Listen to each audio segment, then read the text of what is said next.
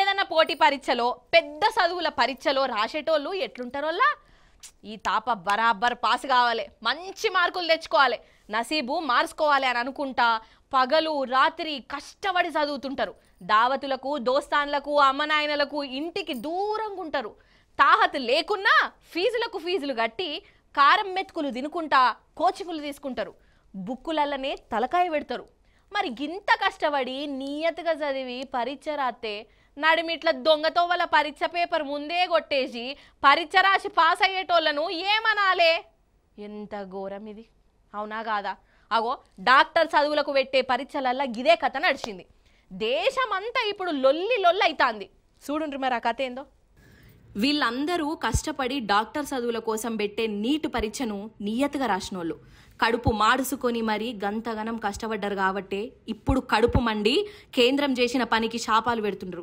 Neat పరీక్ష paper నిజంగానే leak అయిందటనోళ్ళ సాక్షాత్తు లీకు పేపరు రాసిన కంతిరోళ్లే ఒప్పుకున్నారు. పరీక్షకు ముందు రోజు రాత్రే ఇగో వీళ్ళ చేతులకు ప్రశ్నపత్రం వచ్చిందంట. ఇక ఇంకేమున్నది, రాత్రికి రాత్రే జవాబులు చదువుకున్నారు. సెంటర్కు పోయి శుద్ధ పూసలు లెక్క రాసిర్రు. ఫస్ట్ ర్యాంకులు కూడా తెచ్చుకున్నారు. అంటే ఏడాది పొడుగుత చదివినోళ్ళ నోట్లే మన్ను పడ్డట్టేనా కాదా? అసలు ఈ నీటి లొల్లి ఎట్లా షురు అయిందో నేను చెప్తా.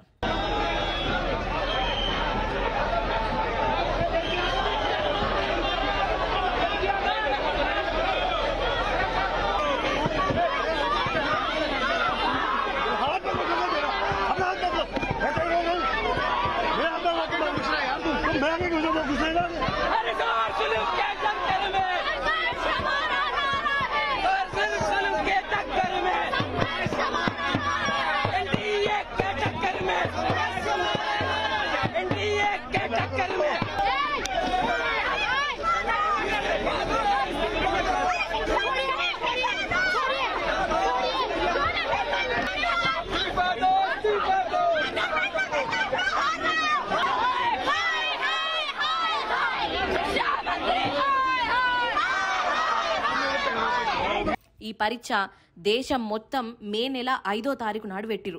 దగ్గర 23 లక్షల మందికి మీదనే రాసిరు. ఇక రిజల్టులు లెక్కకైతే జూన్ 14వ తారీఖు నాడే రావాలి. కానీ జూన్ 4వ తారీఖు నాడే రిజల్ట్ బయట పెట్టిరు. జూన్ 4 నాడు మన దేశంలో ఏమైందో ఎరికే కదా, ఎలక్షన్ల రిజల్టులు ఆనాడే ఉండే. ఇక దేశమంతా ఈ ఎలక్షన్ల మీద ఉంటది కాబట్టి ఇక ఈ పరీక్ష గురించి ఎవరు పట్టించుకోరని అనుకున్నారో ఏం పాడో అదే రోజు చుప్ చాప్గా విడుదల చేసిండ్రోల్లా. అయినా అప్పుడు కూడా అనుమానం రాలే. అయితే ఎన్నడు లేనిది 67 మందికి నీటులా ఫస్ట్ ర్యాంక్ వచ్చిందంట. వాళ్ళందరికీ 720కి 700 మార్కులు వచ్చినాయి. ఇట్లా ఎన్నడు రాలే, ఎప్పుడు కూడా కాలే. అంతెందుకు, ఒకటే సెంటర్లో రాసిన 6గురికి ఫస్ట్ ర్యాంక్ అటనుల్లో. ఇక అనుమానం రమ్మంటే రాదా? అనుమానమేంది, ఉత్తగానే అర్థమవుతుందాయే. ఇక పరీక్ష రాసిన పిలగాండ్లు అమ్మనాయనలు రోడ్డు మీదకొచ్చి ఈ నీట్ పరీక్షల అంత మోసం జరిగింది, ఈ కేంద్రమోళ్ళు పరీక్ష పెట్టినోళ్ళు దోకా చేసిర్రు అని ఆందోళనలు చేసిర్రు. ఇక దీని మీద ఆఫీసర్లు ఏమేమో చెప్పిండ్రు కానీ ఏది బరాబర్ సెట్ కాలే, ఎవ్వలకు నమ్మకం రాలే. ఇక దీని మీద బీహార్ ప్రభుత్వము ఎంక్వైరీ పెట్టించింది.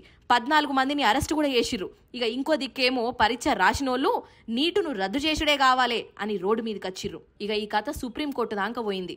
ఇగో ఇది ఈ నీటు అనుకున్న కథ. కాదోల్లా ఏమన్నంటే కోపం గాని ఎంక్వైరీ పెట్టినాక 14 మందిని అరెస్ట్ చేసిర్రంటే తప్పు జరిగింది అన్నట్టే కదా. ఉత్తపచ్చిగానైతే అరెస్టులు చేయరు కదా. ఇక ఇంకో దిక్కు వాళ్ళు ఒప్పుకునుడు కూడా ఒప్పుకున్నారు. అంటే చూడు, మంచిగా చదివి డాక్టర్ కావాలని అనుకున్న వాళ్ళ భవిష్యత్తులతోని ఎట్లా ఆడుకుంటున్నారో ఒక్కొక్కళ్ళు.